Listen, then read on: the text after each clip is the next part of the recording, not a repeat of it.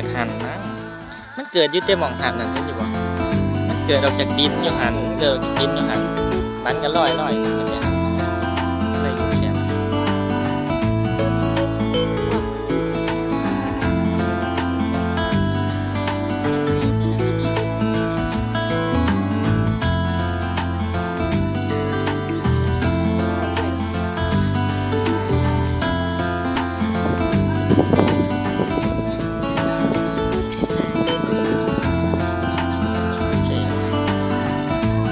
บอกไงว่ามันลอยไปทางคนมันหอยไปเบิดจุด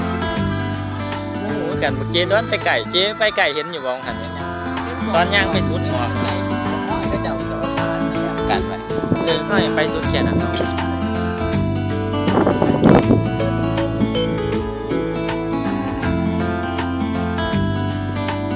บ่จังน้อย